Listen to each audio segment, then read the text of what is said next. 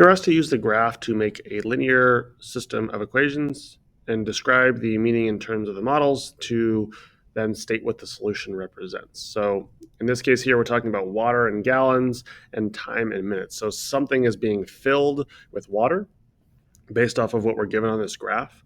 And to create the equations here, we're given the lines. So there's two things that we need to know. We need to know the y-intercept and the rate of change, or the slope. So let's say like our gray line here, I can see that my y-intercept is going to be at 22. So y equals whatever the slope is times x plus 22.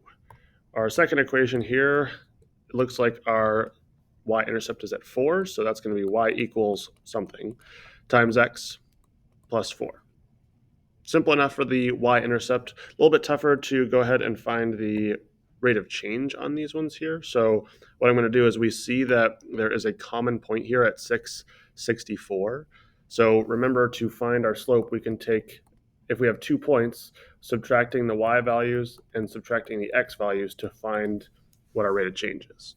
So for our first equation, I'm going to go ahead and do that, plugging in 64 minus 22 over 6 minus 0.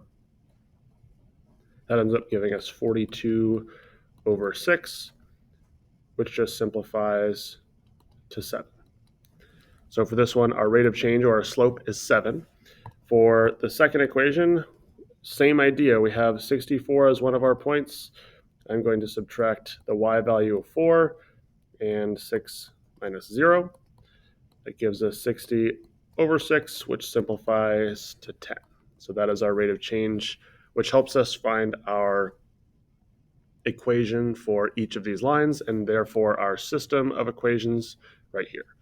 So at this point, basically, it looks like these two things that are being filled with water, after 6 minutes, they are both going to have 64 gallons of water.